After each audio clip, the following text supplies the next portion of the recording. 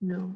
We're going to try first with reverse order, alphabetical order with Ms. Weir. What do you consider your top 3 qualifications to serve as mayor?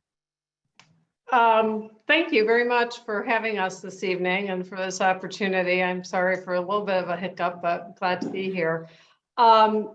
I have served on the Independence City Council since 2012. But beyond that, I've had a lot of involvement with our community in many volunteer roles, as well as my professional experience. Prior to being elected mayor, I had a career in public relations and communications. And I think that those skills have served me well, even though I just stumbled over saying that for just a moment. You know, I've really maximized my time serving on the city council in my role as a council member and as the mayor, of really learning about our community, and very importantly, I think, learning about our region, our state, and the opportunities that Independence has for prosperity and growth that lead to increased public safety and opportunities for our citizens and our schools, our businesses around the region. So that's really been my focus for the 21 years that I've lived in Independence. Good. Thank you very much. And are you all noticing the screen, the timer? Did you all see that? Good, good, good. So just continuing from the bottom of the alphabet back up, Mr. Stewart, same question. What do you consider your top 3 qualifications to serve as mayor? Well, number one, I believe I work well with others. I've been on the city council for a couple of years now. I've been in public service for 20 years now, from a police officer to an IT professional with Jackson County. With all my different experience, and I just believe I would make a good mayor. I see. Right. Thank you. Mr. Rowland, I have you, the next person. I read your chat. You don't hear anything, and why can't I hear? I don't know. I would check personally at the bottom of the screen on the right hand side. There's a little speaker, and see what that speaker's at, and see if you possibly are muted. And on one of my laptops, I've got one of the keys silences the speaker. So I don't know if that's it or not. If you can hear. I can. Super. Sorry about that. No worries. No worries. It's it's an adventure. So same question. What do you consider your top 3 qualifications to serve as mayor?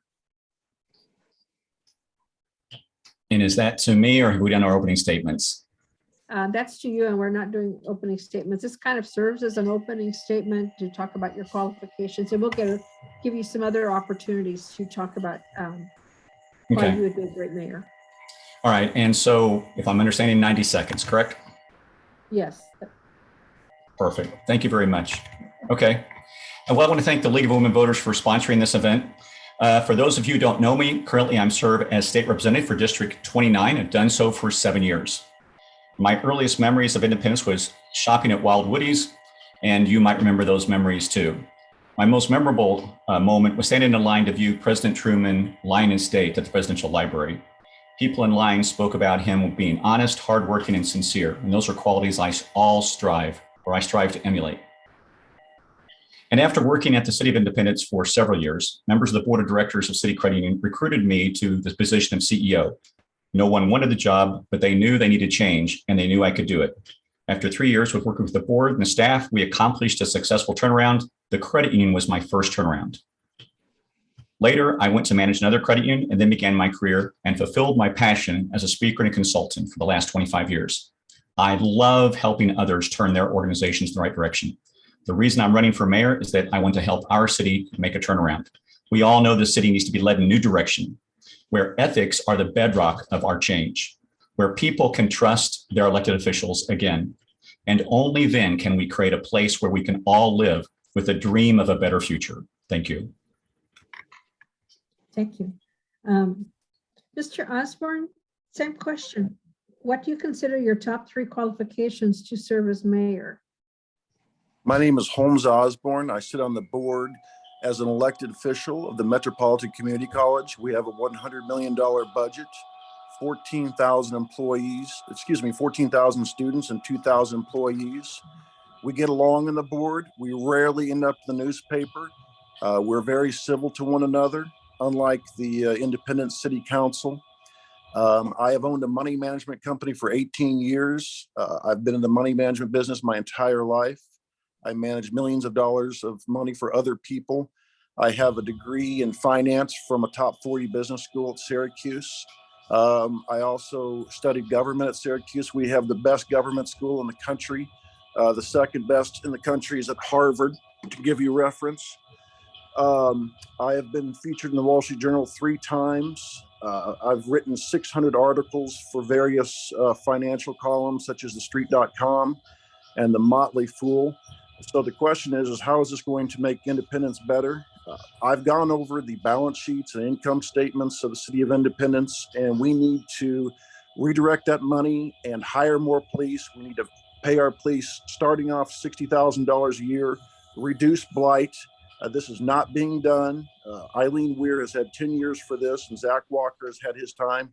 It's time for them to move on and let someone like me straighten out the great city of Independence. Thank you. Crystal, did you see that Ken Love is waiting to get in?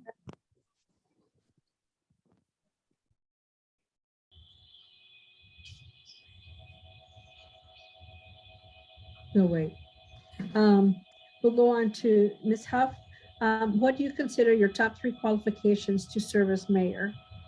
Good evening, everyone. I'm Colleen Huff, and my 3 top qualifications are I run a successful company. I work with at-risk families. I have 35 parent aides and behavior interventionists that work daily to help families that are associated with the family court system reunify with their children. I also started a nonprofit. It's a home where homeless families can have meaningful supervised visits with their children. So running my own company and starting my own nonprofit from ground up just proves my successes in whatever goals I set out to achieve. And I feel like my third greatest asset would just be my love for independence and my love for people and my desire to see Independence just totally transformed into a city that we can all be proud of. So I have a history of success, and I want to use my successes to help Independence. Thank you. Thanks. Start with you with this next question, and that is, what do you most hope to accomplish in your first 100 days as mayor? We need to hire a new city manager, and we need to focus on crime reduction. In the very first meeting, we need to begin raising police officers' starting pay to $60,000. We need to have a substantially larger police force. Right now, we have 12 officers at a time covering 78 square miles. It's an impossible job. Sometimes it takes hours for the police to show up. It's not their fault. It's City Hall's fault. The blight around the city, burned out buildings, worst case scenarios, buildings with holes in the roofs, buildings with trees that have fallen down. It's just gone on for too long. Too much money has seeped out into sweetheart deals. You can see it through campaign contributions. I represent someone who doesn't have these connections with these large institutions and builders. I will take this money and I will redirect it towards the police, hiring more dispatchers. We have a dearth of dispatchers, hiring more codes people. In an Osborne mayoralty, we will have much larger presence in police. We will pull people over for having expired tags. My guess is that at any time in Independence, you probably have about 10,000 cars driving around with expired tags. And if it's not 10,000, it's a huge number. Look around town, make up your own decision. Do you like what you see? Do you like the blight? Certain parts of town are wonderful. There's some great neighborhoods here, and Independence has a lot going for it. But to fix the city's reputation, we need to cut down on blight and lawlessness, and this has not been accomplished. And I promise you, I will take my background as a chartered financial analyst and go over these budgets and find the money and direct it towards the police and direct Thank it you, towards Mr. fighting Osborne. blight. That's your time. Thank limit. you. Thank you, Thank Mr. you. Osborne. Thank you, Mr. Osborne. Mr. Rowland, same question. What do you most hope to accomplish in your first 100 days as mayor? That's a great question, and it's such an important time to talk about that. And one of the things that I've really campaigned on as I've walked to literally thousands of doors over the last several months, starting last May, is we've been paying corruption taxes in Independence for too long. And we must change the rules for a level playing field. And so I propose a number of ethics reforms. Number one, I propose contribution limits of $1,000. We have people, let's get rid of outside big money in Independence. Number two, I propose term limits for the mayor. Thousands of people at the doors told me 2 4-year terms is enough. The third thing I'll do is a code of ethics for elected officials. I'm stunned. This has not been done decades ago. Many cities have it. We need it. And finally, companies and developers who do business with the City of Independence cannot contribute to the campaigns of elected officials. Let's stop the conflict of interest. And those things I would do immediately. And I believe if we significantly change the playing field, we're going to improve the city as we see it. That's the foundation of growth going forward, is changing the politics in City of Independence. I don't want to change Independence for just 4 years. I want to change Independence for decades going forward. And that's the foundation of that change. Thank you. Thank you. Mr. Stewart. What do you most hope to accomplish in your first 100 days as mayor? Well, I'm also going to focus on reducing crime and disorder, although I have a different approach than Mr. Osborne. So money will go only so far. Yes, we need to pay them well. I think on the city council, we've actually made a good start. We've offered incentives to bring people in, hiring bonuses. But like I said, that's only going to so far. We have to get the morale in the department where these officers want to stay. I have a law enforcement background. I've been a police officer almost 20 years, along with the information technology stuff I do. They have to respect their command staff, and they have to be willing. Our police officers are the best recruitment tool. If they are willing to recommend our department to their friends, their family, other officers and things, they will come. But from what I hear, that's not really happening right now. I've talked to some of them. The other thing I want to focus on, my background in information technology, I think will serve us well. As you all know, we had a breach, a year or so ago. I want to make sure that we bring a chief information security officer in to do basically a third-party evaluation outside of IT, which I would think would help tremendously. Okay, good. Thank you. Ms. Huff? What do you most hope to accomplish in your first 100 days as mayor? I also want to address the crime situation, and I feel like the officers need to be compensated more. They need a better benefit package. Sergeant Justin English spoke at the council meeting, and he begged the council for a more competitive compensation package. And as a matter of fact, my nephew, who he's a police officer for the Kansas City Police Department. He's been there for 14 years.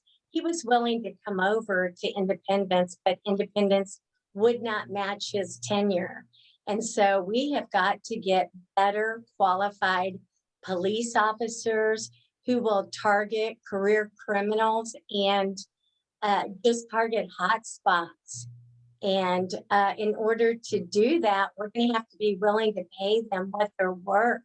I mean, every day they get out there and they put their lives and their families' lives at risk. And in addition to that, I am gonna just blow up the bureaucracy that prevents new businesses from coming to Independence. We have all these empty stores. I'm a small business owner. My husband's a small business owner, and all of my family are small business owners. And I've talked to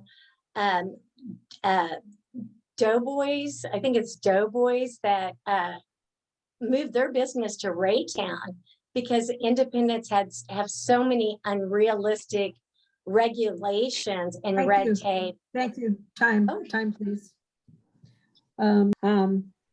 Ms. Weir, what do you hope to accomplish in this next 100 days after the election? Thank you very much. So the first thing that always comes up right after the election is the adoption of the city budget. So developing the city budget with an emphasis on public safety is certainly going to be a key focus for this upcoming fiscal year. We certainly need more police officers. As we know, we've invested in recruitment and retention, but there's still more work that needs to be done to ensure that we're able to fill those vacancies in our police department and properly equip our officers with the tools and the resources that they need. We also need to focus on our fund balance. Our fund balance is going to go underwater soon if we do not add to the fund balance. So that will be a key part of a balanced budget as well. A charter review commission, which I've championed for a number of years, and I would like to see that be done. We do have a code of ethics in our charter, but there's many other things in our charter that are outdated, that may prevent us from doing business, and that has not been reviewed in decades. And it's far overdue for us to put together a citizen charter commission and start to review our city charter. Other than that, continue to work on new businesses in town and retain and attract jobs to our city. Thank you. This was referenced earlier, and I guess it would be good to address that now. This question is, there is currently a clear division between the current council members, and it's very easy to predict how ordinances are passed. Will you try to be open to all of the council members when it comes to voting on items? Will you work with all council members, or are you already aligned with certain, council members? And we'll start with you, Ms. Huff. Thank you for that question.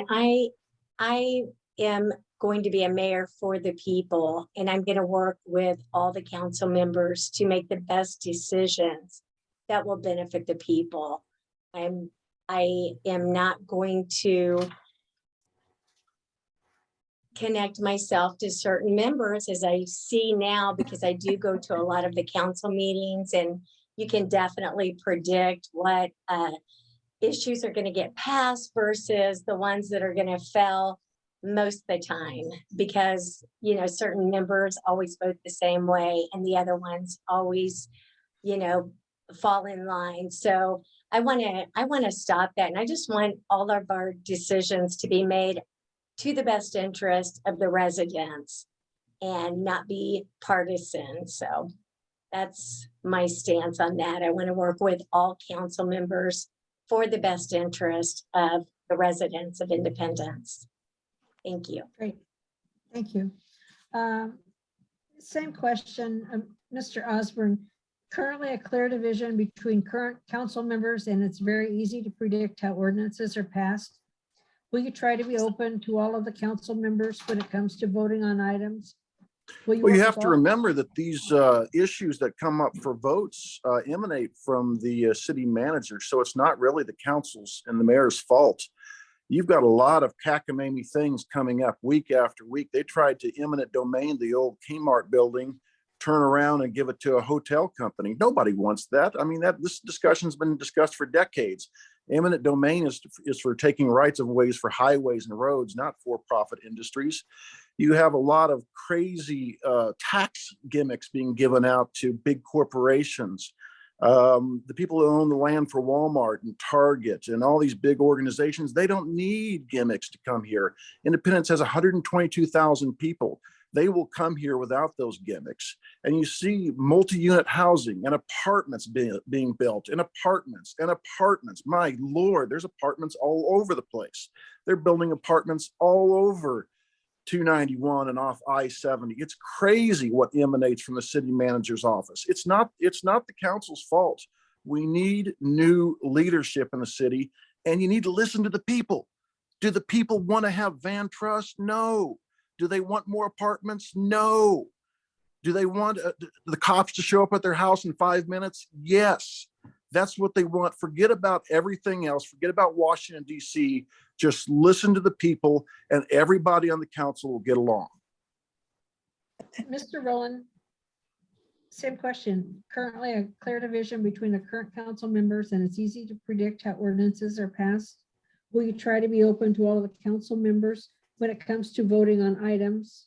Will you work with all council members, or are you already aligned with certain council members?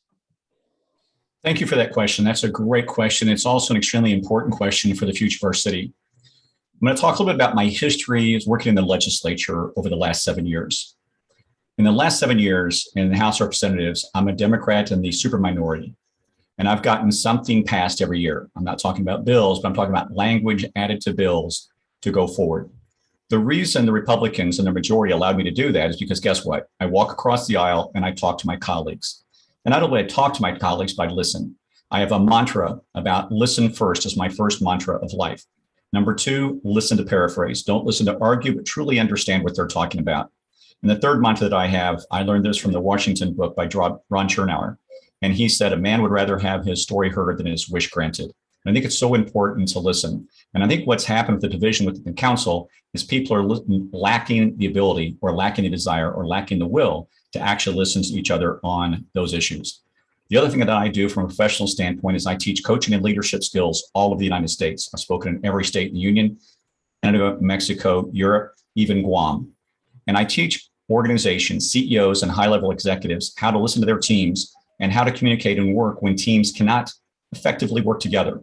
And I will take those skills to City Hall to change the culture that we currently have at City Hall. And I think it's a great question, and thank you for asking that. Thank you. Thank you for your response.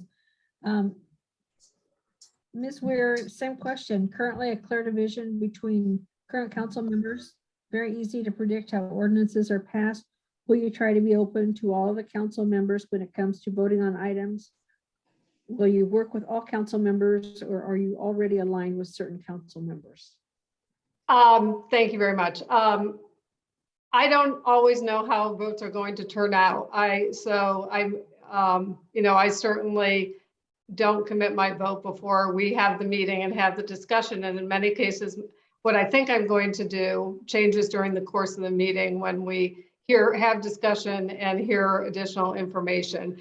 So I think people have seen during my time on the council that I am a good listener, and I work together with the council members, and I certainly don't always vote with certain people or against certain people, but we have work to be done. I mean, certainly I think there's a dynamic that we have disagreements, and sometimes the dialogue on the council and at the council meetings does become somewhat contentious. And I think that is something that we need to always be mindful of when we are discussing issues that are important to the community.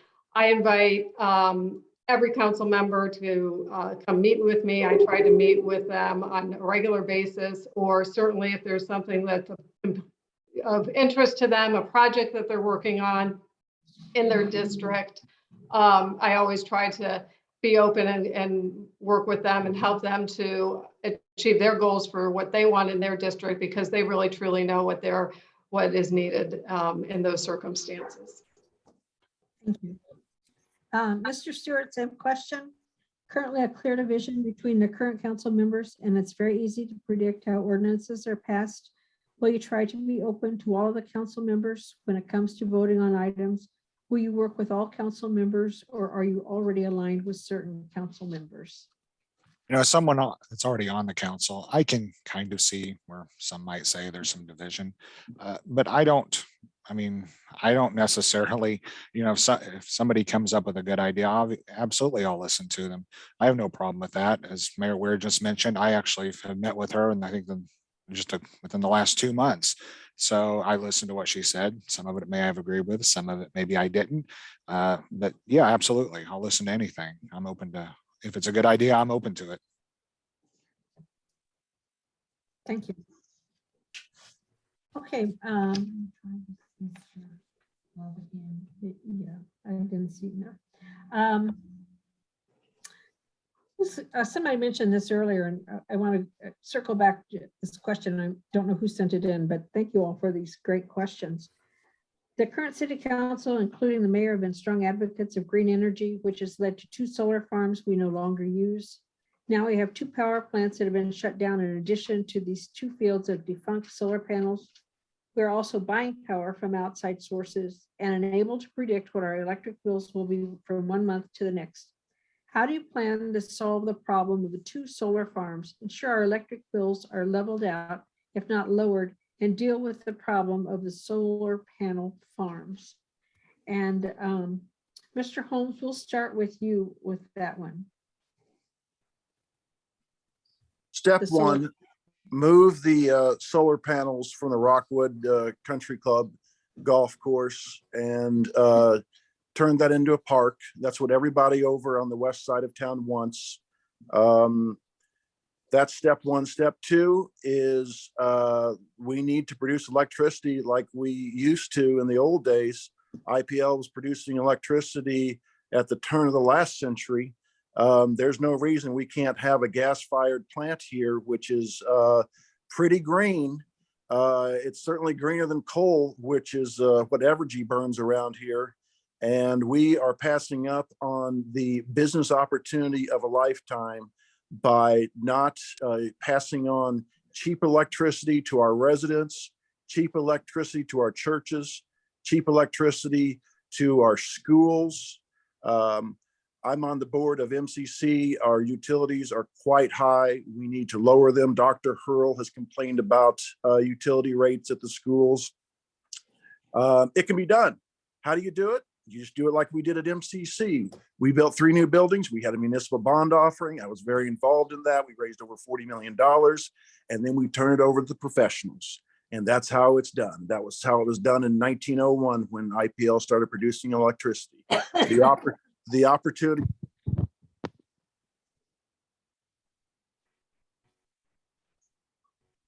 Thank you.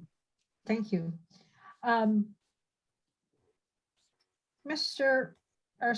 Huff, next one. What would you do with the solar farms and providing electricity to the city of Independence?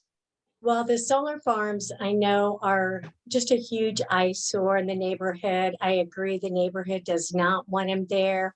I would have to see like what contracts we have currently and make the decisions whether or not we can move them now, or that can be a part of it, just a near future plan. But as far as energy, I do want to see Independence produce its own energy. And I've actually done a sunshine request at IPL for IPL, because I've heard more than one person tell me that the meter readers are making $100,000 a year. So I actually haven't been able to review the request. I did receive it back from Becky.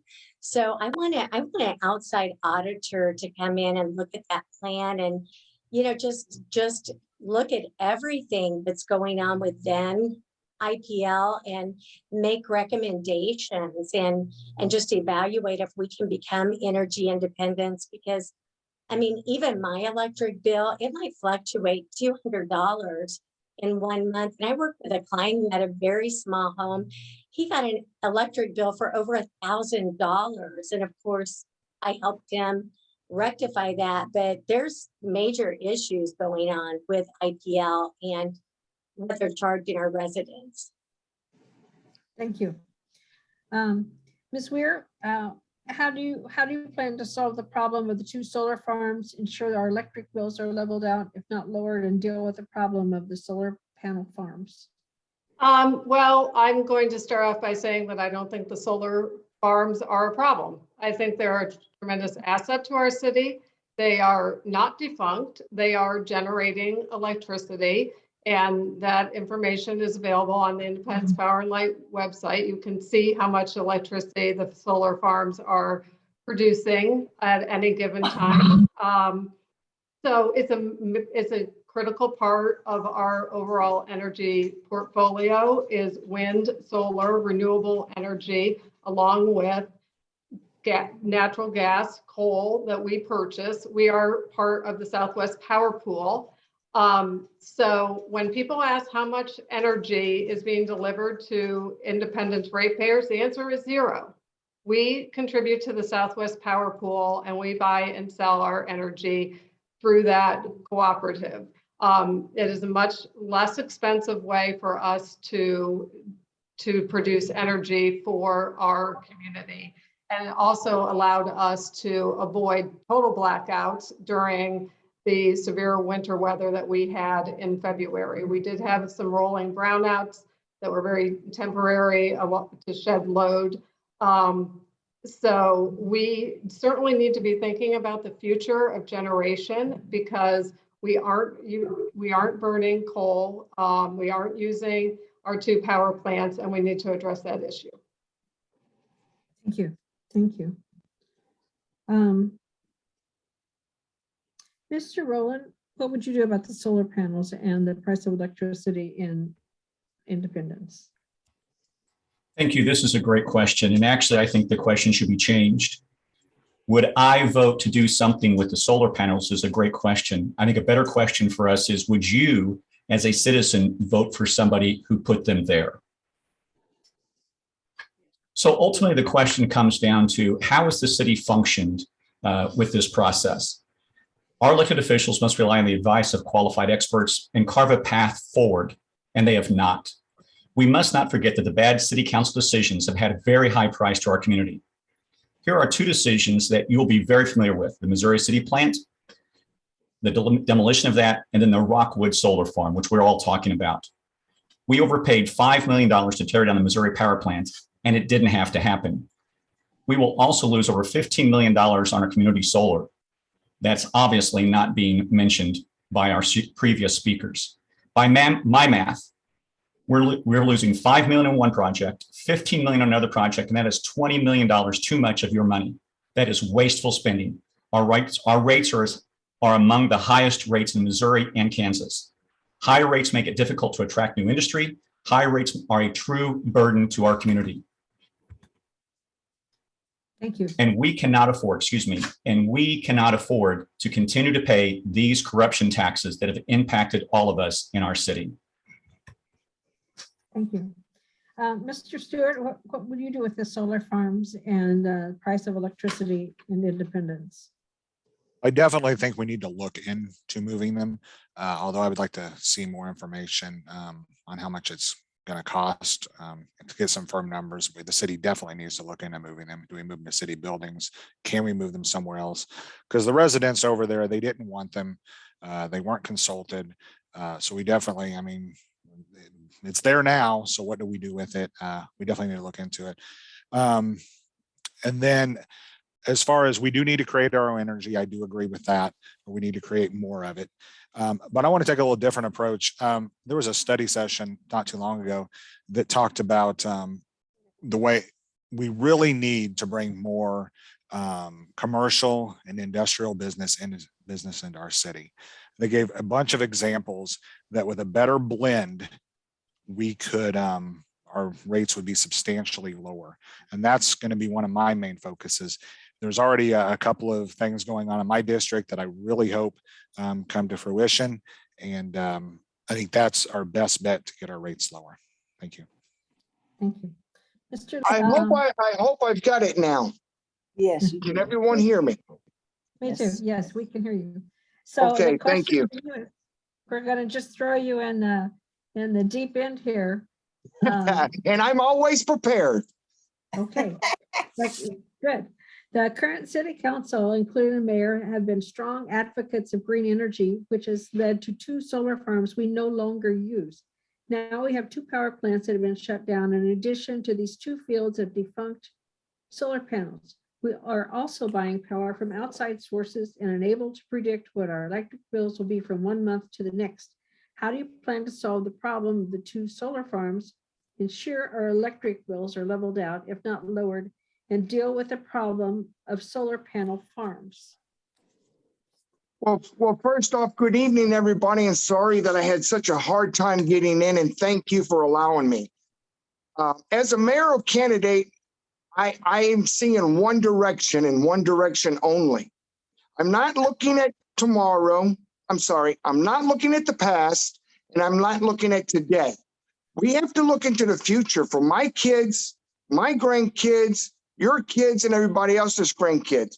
Number one, I would need a lot more information on the power, on the solar issues up there and the cost to move them and things like that. This is some of the information that I am not eligible to right now. But moving fast forward to the point of what would I do for electricity? Looking into the future, we see nothing but electric cars. 4 years ago, our city said they were going to go green. You look out in the city's parking lot now and you see big 4-door F-150 pickup trucks, 4-wheel drive, and only one person gets in those cars. But to help cut our rates, I will be one that will tell you straight out, I am in favor of, and I would push for a new power plant to be built, a new power plant bigger and better than what we've ever had. If we have a bigger power plant, number one, we can provide enough electricity to the residents of Independence. Number two, we can also. Excuse me, Mr. Love, you missed out on the earlier thing, but in your screen, you may see a big red block that says stop. You get 90 seconds and then there's. I'm sorry. I'm very sorry. I don't see a red block. Well, believe me, it's there. Okay, I apologize. No worries. We'll But hopefully I get a little bit more time since I've been off all the time. Not my fault. Apologize for that. We'll give you an extra question. We'll let you just start off at the end. So Okay. I want to turn now to crime. How do you plan to reduce crime in the city, knowing that the murder rate alone has increased by 44% in just the last year in Jackson County? And Ms. Huff, if you would take that first, that would be great. Thank you, because that's one of the main reasons why I'm running is because of the increasing crime. Probably a couple of weeks ago, I heard gunshots from inside my house. So I know crime is on the rise. I was looking at the statistics today, and basically all violent crime is up in Independence. And as I stated before, I've reached out to the Independence Police Department. I also have a nephew who's been with KCPD for 14 years, and the morale is very low in Kansas City. And so basically he was willing to come over to Independence, but Independence could not meet his tenure. So I feel like increasing the salaries would attract more qualified officers who really know how to tackle crime. So they can tackle crime by, just targeting hot spots of crime, and also, just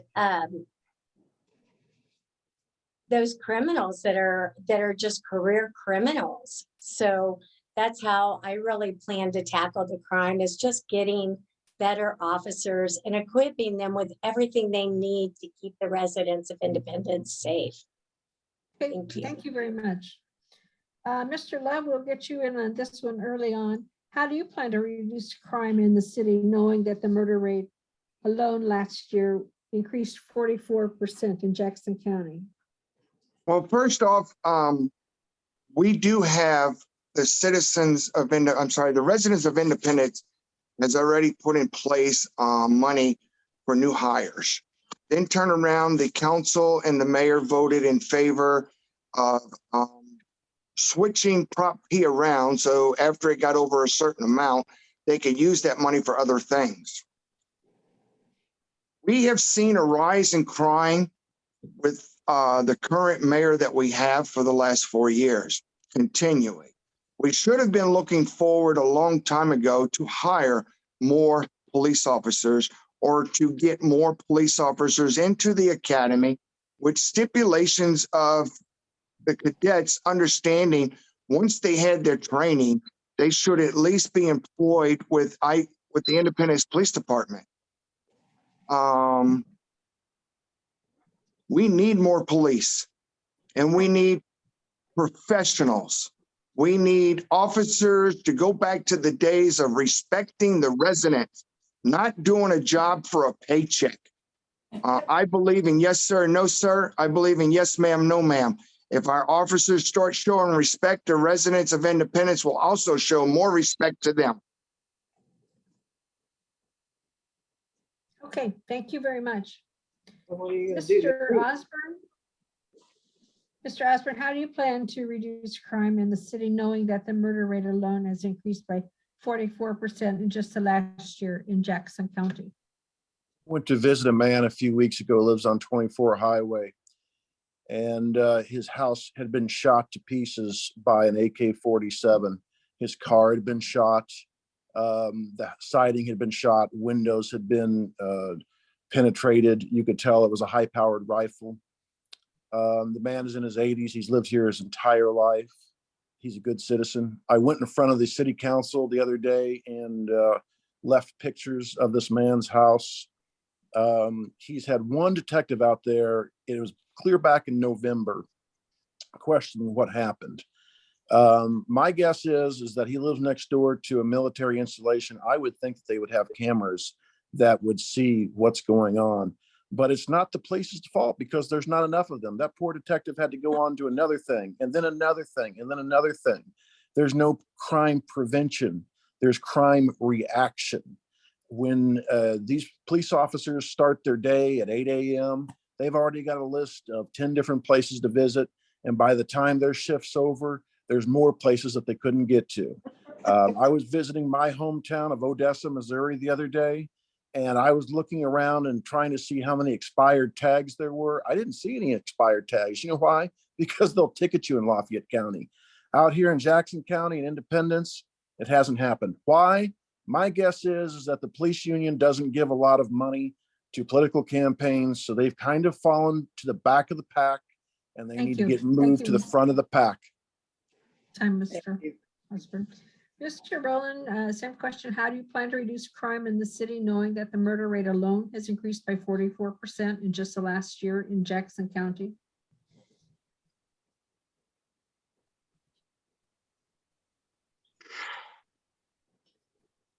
Mr. Rowland? Sorry about that. That's one of the reasons I'm running for office, is the importance of this issue with regard to our city. I've walked in all 4 districts. I've walked to thousands of homes, and almost everyone mentions the aspect of public safety. It's got to be one of our highest priorities of working with our police officers and our public safety officers and their families. We have to have a place that is safe for us to live. Public safety is the foundation. It's the hub of our society. It's the hub of our city. And without public safety, we don't have a city anymore. We don't have a society that's civilized. And it's the foundation of that. And I'll work diligently to make sure that we can give officers a very competitive salary structure and to work diligently to make sure that we can give them the kind of support they need. So I think that is numero uno, to look at the officers' pay structure. And the other thing is just to listen to citizens, to hear them.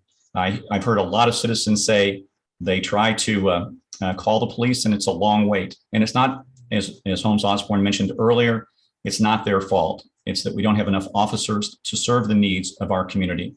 And certainly we are short of officers, but we've got to work to rectify the pay structure so they're willing to come to Independence and work and make our community stronger and safer. Thank you. Thank you. Mr. Stewart, same question. How do you plan to reduce crime in the city? Proactive versus reactive policing. When we get enough police officers, and we will, under my plan, I believe we can hire enough, or we can get all the positions filled. We need to have officers that go out and proactively enforce, look for suspicious cars, do pedestrian checks, make sure that, criminals get the word, don't come and mess around in Independence. But the police can only do so much. They can arrest the person, they can take them to jail. It's a multi-pronged situation. We need judges, that'll actually punish the criminals. We need a prosecutor that'll actually prosecute them, and that'll be one of my big focuses. That's all I have. Thank you. Okay, thank you.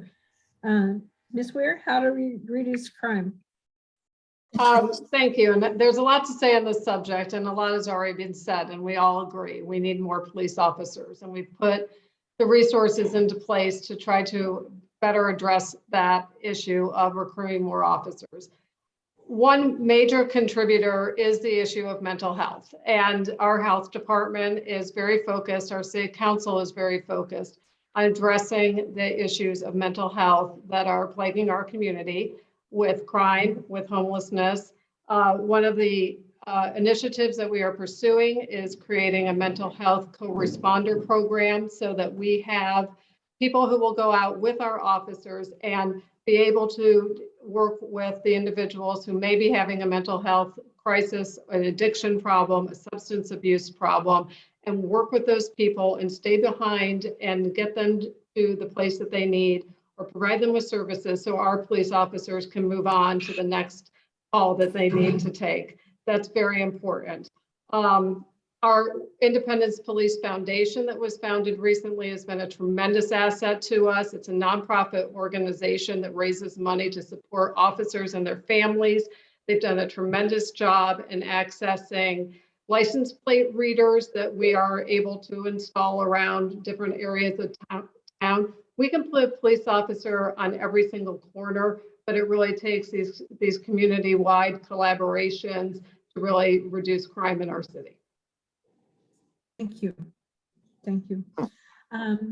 We're going to ask one more question, then we'll have a 2-minute wrap up. And then for everybody who wants to hang around a little bit, we can talk to Mr. Love and give him an opportunity to respond to those first questions that he missed. So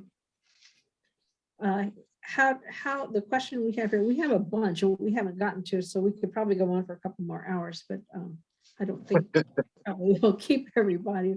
And I'm sorry that your answers have to be so short, for some of these are fairly complex subjects.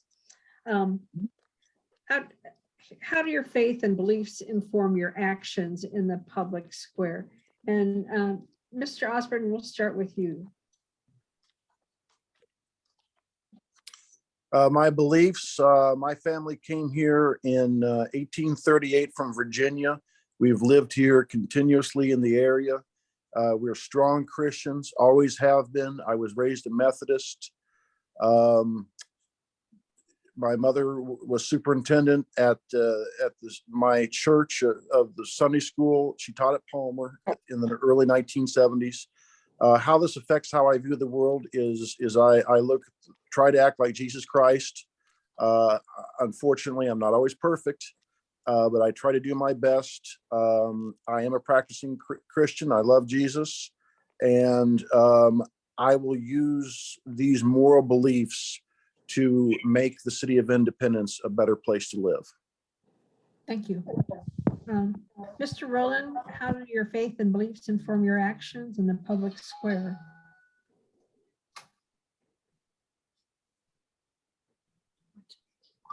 Thank you.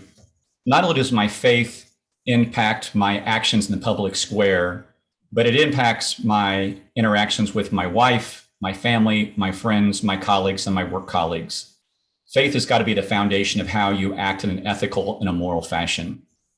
And I hold that very close to my heart. It's been remarkable as I've walked to thousands of doors, the number of people have asked me, are you a Christian and are you a man of faith? And that's easy. I've belonged to St. Mark's Catholic Church for the last 25 years. been a Catholic all my life, still a practicing Catholic. And those are very, very important and dear ideals and values to me. And prayer is critical to our success whenever we face a difficult challenge in life. And I have many times used prayer and the power of prayer to get through those difficult situations. How will it drive my working with my colleagues and the council members in the city? It'll have a tremendous impact on that. You've got to treat people with respect and kindness. The golden rule is very important. And I think those are the really critical factors that drive me to be the best person I can possibly be, to make every interaction positive, and to make sure that every person is heard. I love the quote that when you listen to a person's story, you can't help but love them. And I really think that is the foundation of my life. Listen to people and truly love them. And I appreciate that question. It's a great question. Thank you. Mr. Love, how does your faith and beliefs inform your actions in the public square? Well, thank you for a great question. First of all, I moved to Kansas City to be a father to my son. I met the lady that I'm presently married to, and the first thing she said is, you have to have a faith and you have to believe. So we both believe in God, and we are Baptists. My wife is a very hard-working, loving person that takes care of the need of people when they're in danger, mental problems, brain problems. When she comes home, we do sit as a family, her and I, and discuss these things. And this is the way I would want to be looked at in public, is walking up, shaking a man's hand, walking up, open the door for the lady, get back to the basics of what love is all about. Love for our city is showing respect to your elderlies. No disrespect, and I mean yes, sir, no, sir, yes, ma'am, no, ma'am. That's just the way I was raised. And same way I raised my son, with the yes, sir, no, sir, yes, ma'am, no, ma'am. But that faith in God and belief and respect, my son is now a United States Marine serving our country. So it is very important to get back to the basics of love and respect.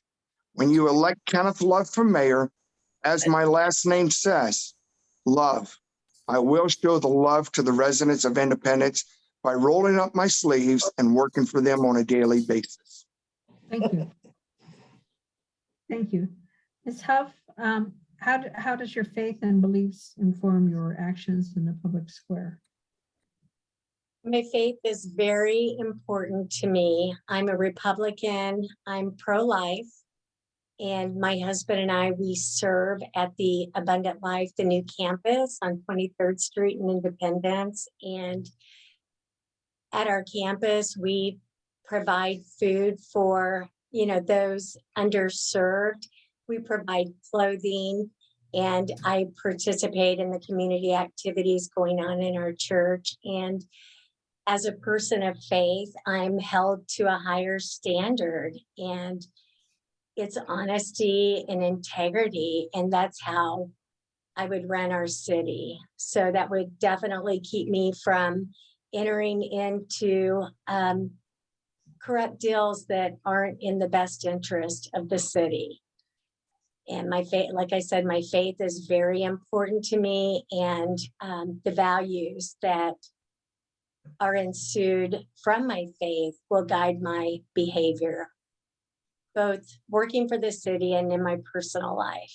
Thank you. Thank you.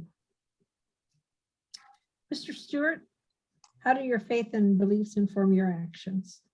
So I actually grew up in a Methodist church that was formed by some members of a Baptist church that had moved over and then formed the Methodist. So I'm a firm believer in God. Growing up, I actually kind of miss those days of the church. Looking back, I have very fond memories of it, but I feel it instilled good values in me, honesty, integrity, and just trying to treat people the right way. And I've carried that over. I try to teach my kids the same thing. I have two young daughters, and I hope they grow up to be wonderful women. And I just try every day to do that. And, if I'm elected mayor, I'll treat everybody with respect and just try to do what's right for Independence. Thank you. Thank you. Ms. Weir, your faith and beliefs inform your actions in the public square. How does that happen? Thank you. I know we've been focusing on our religious faith, which of course you can tell is fundamental to all the candidates who are here today. My husband and I have been married for 25 years. Our children were educated in Catholic school from kindergarten through high school. So it's been a very important part of our lives, our family, our marriage, and the way that we have raised our children. I believe, as Mr. Love had said, it is about love and loving our neighbors and treating everybody with equality and respect. And we haven't always done that in the city, in our society. And that is extremely important to me as we continue to build our community. My belief is in independence. I believe so deeply in the opportunities of this city. It is the most unique place that I have ever had the privilege of living in, and knowing the people and how committed they are to this city and working together. And I think essential to that is continuing to be inclusive and treat everybody in our community with respect. Thank you. That concludes the amount of time we have for regular questions. So I'd like for you to wrap up with your 2-minute summation of why you would make a good mayor. And then for those who want to stay to hear Mr. Love, we'll ask him a couple of the questions that he missed out on to begin with. So we'll just go alphabetical order. Ms. Huff, you are up. Okay, in closing, as a resident of Independence myself, I'm deeply concerned about the direction our city is going in, and we need an overhaul for our city and fire those who are jeopardizing our future and Independence. Our potential is so much greater than what we see now. Violent crime is on the rise, specifically the murder rate, and the homeless population is growing daily. Businesses and properties are being abandoned due to the economic downturn that is being propelled by our current leadership. And to start solving crime, we need to increase the salaries of the Independence police while ensuring that we have higher standards for officers. Officers, they need to know how to target career criminals and the hotspots in our city.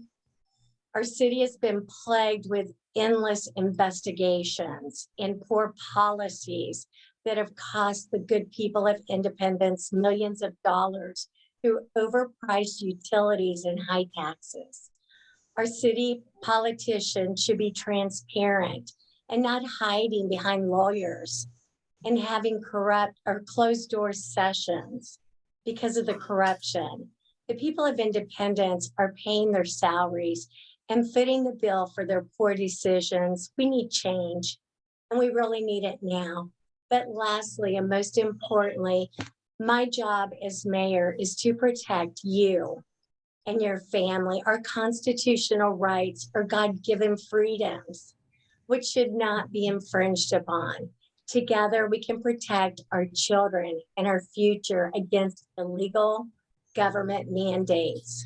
You make the difference, and you can be a part of this great movement to a government that is of the people and for the people. I urge you to vote for me, Colleen Huff, for Independence Mayor on February 8th. Thank you. Thank you.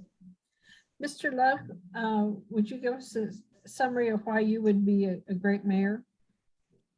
Well, yes, ma'am. Thank you again for the great questions that you have put forth to us tonight. For my closing statement, I would start out as where I stand is very clear. My vote is not for sale. I'm firmly against any involvement with special interest groups because it is a very slippery slope. The donations come in with strings. They expect promises, and I won't sell out independence. We have serious issues that are going to get worse, that continue to be ignored. These issues need to be addressed now, not another 4 or 8 years from now.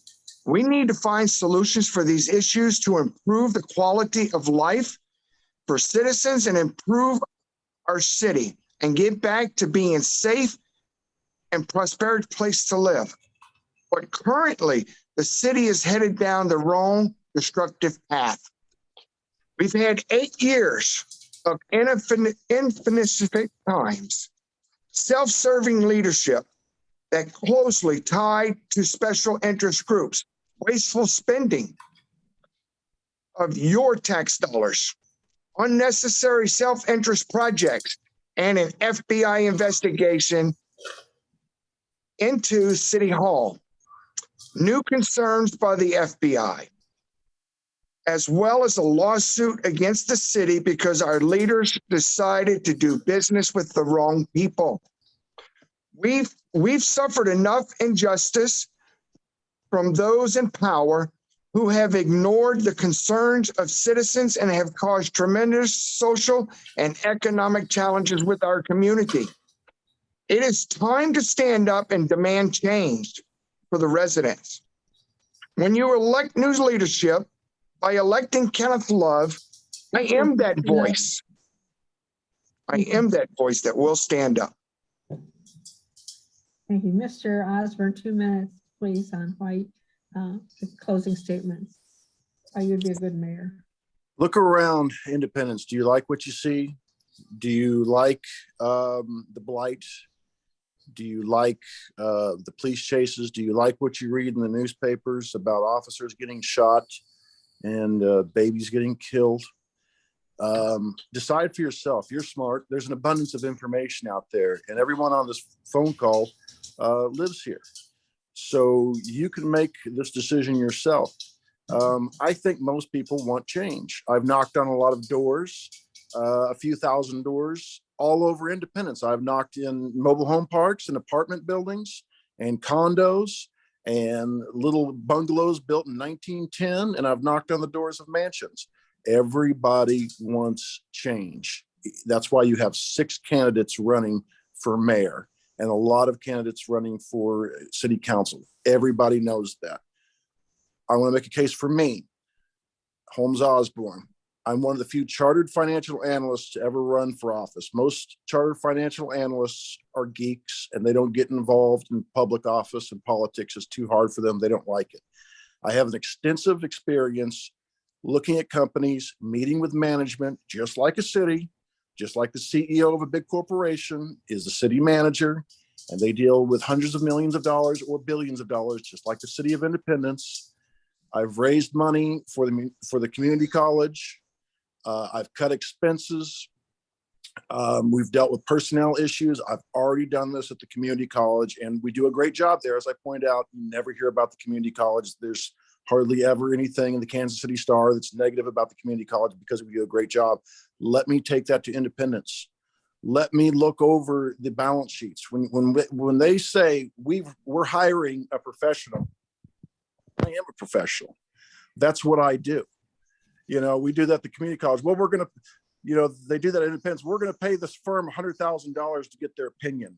Well, we don't need to. That's a waste of information. That's a waste of money. Why are we doing this when we already have professionals, a city manager and a finance director and lawyers and all these people on the board? Time, Mr. Osborne. Thank Thank you. you. Mr. Rowland, your closing remarks in 2 minutes, please. Well, I just want to say again, thank you to the League of Women Voters for sponsoring this event, and also for your flexibility with regards to COVID and all of the challenges you faced. So I think you've done just a great job, and I just want to applaud you for that. So well done. Many of the people here today have talked about the corruption and the code of ethics that the City of Independence needs. However, I'm the only candidate who's actually proposed a 4-point plan to deal with that issue. And I think that's one of the reasons that I should be considered as your candidate for mayor going forward.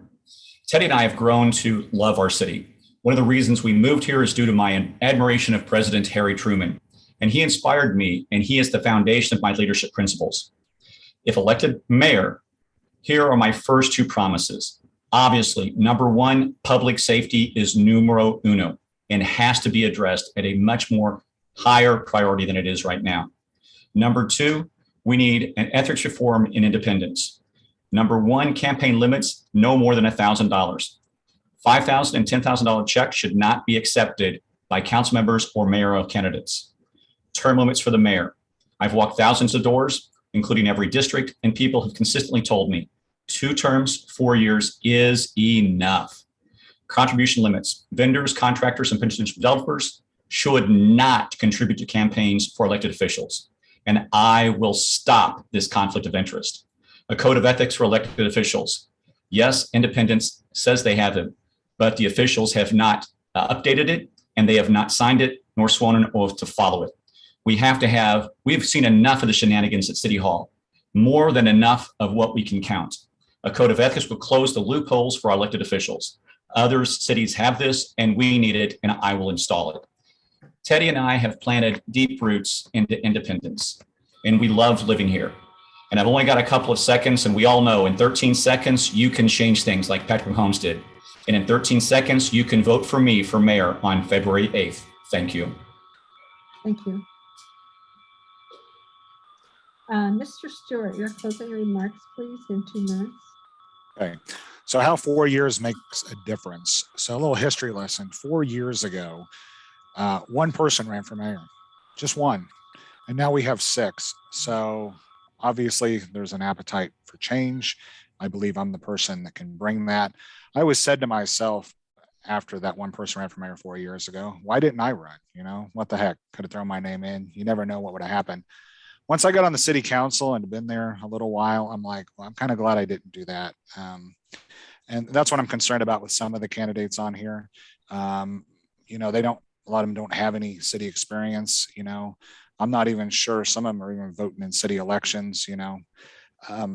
So when elected mayor, you know, I'm obviously one of my first thing is to reduce crime and order. I want to work on lowering of utility bills, cleaning up blight. And I have actually, on my Facebook page, I've actually put how I intend to start doing this. So if you want true change, vote for Bryce Stewart, February the 8th. Thank you. Thank you. Ms. Weir, closing statement, please, for 2 minutes. Ms. Weir. Thank you. Yeah, I'm sorry. I had trouble unmuting. I'm just going to spend this time, and I may not take 2 minutes, just talking a little bit about our family and our role here in Independence. My husband, Tom, and I have lived here since 2000. We purchased Tom's grandparents' home here on Blue Ridge Boulevard, and Tom's parents, my in-laws, live right next door to us. Our twins were born in 2002, so we are the 4th generation in this family to grow up and raise a family right here in this neighborhood. When Tom and I decided to move to Independence, he grew up here and graduated from Truman High School. We lived in Kansas City when we were first married. We made a commitment, and that was a commitment to each other that we would be involved in this community and we would make Independence a place where we would be proud to call our home and where we would raise our family. So we immediately saw and seized those opportunities to make Independence safer and more prosperous for everybody. In just 3 years after moving here, I was appointed to the Citizens Committee on Public Safety. That committee was charged with making recommendations for the very first public safety sales taxes in 2004 for our police and fire departments. And those needs were for equipment and facilities at that time. Now those needs are for personnel. And I've worked diligently in the 21 years that I've lived in this city on behalf of our fire and police departments to provide them with the resources that they need. We've made many policy decisions to make our city safer, which attracts economic development, which provides our citizens with jobs, our school children with future jobs, our high schools who are doing tremendous programs to be able to employ those students when they go on. So thank you for your time today. Thank you. Thank you all. I really appreciate, speaking for the League of Women Voters, we really appreciate your patience as we get off on our first candidate forum, an online forum as a result of COVID, and it certainly makes it convenient for people, however, in spite of the fact that we're kind of clustering. But this is a hopeful season for us as we hear the promises that you're making to all of the citizens as you address the issues that are so important to all of us. It's one of the things that the League does in bringing your ideas and sharing your ideas with all of the residents who were able to join us tonight. So we want to thank you. We deeply appreciate your participation. It's one of the things that this is how democracy works, and this is what truly democracy looks like, you sharing your ideas with interested voters. And speaking of that, we do hope that you will get out and vote on February 8th. If you've moved, you'll need to re-register, and your local library can help you out with that. And I really want to thank the League members who made this possible and who gave their time. Anitra Steele, who handles the League's candidate forums, she has a juggling act, as you could see, and there are a lot of moving parts, particularly when we add in the online component. Elizabeth Darr, who was the timer, Stacy Webb, who was there to help Mr. Love get squared away. You know, every time I'm on a business Zoom, there are these adventures, so there's nothing new here tonight, but you're on mute seems to be like the phrase of the year, or maybe 2 years, but nonetheless, we thank you all, and we're going to let you go. Mr. Love, those of you who would like to stay and hear what Mr. Love has to say to those initial questions, we invite you to stick around.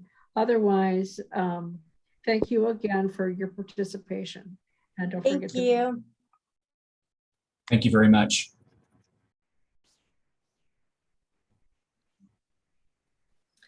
Okay, Mr. Love. Yes, ma'am. What do you consider your top 3 qualifications to serve as mayor? My top 3 qualifications. First of all, number 1, I am a resident of Independence and I meet the requirement per the city charter. Number 2, I have walked and knocked on doors and got the required signatures per the city charter. Number 3, I am of age and I love this city and I want to see it by showing love. Okay, thank you. What do you most hope to accomplish in your first 100 days as mayor? My first 100 days, I really hope that I do win and become the next mayor. And I would highly hope that the mayor that we have, Mayor Weir, would actually show me around, show me the ropes of what is going on in the office so that I can get a little updated information before actually taking the oath of obligation of the city charter and the rules and the regulations. With that being said, my first day of office, I would really look into what we need to do to get rid of this wasteful spending. So me and the city manager probably have a long day together, walking around, talking, having just back and forth conversations so that we can start saving money. We have a problem in Independence. We are broke. And I am tired of seeing this city broke and having to borrow money from this end to another end, robbing Peter to pay Paul. Okay, well, thank you. I think that probably just about gets you caught up with the other candidates. We appreciate you. Well, I thank you, first of all, very much. I thank the ladies for all the help tonight. Be safe, everyone, whoever is still here, please be safe. God bless, and we'll see you at the next forum. Great. Thank you so much for joining us. Bye We now. appreciate your time. Good night, everybody.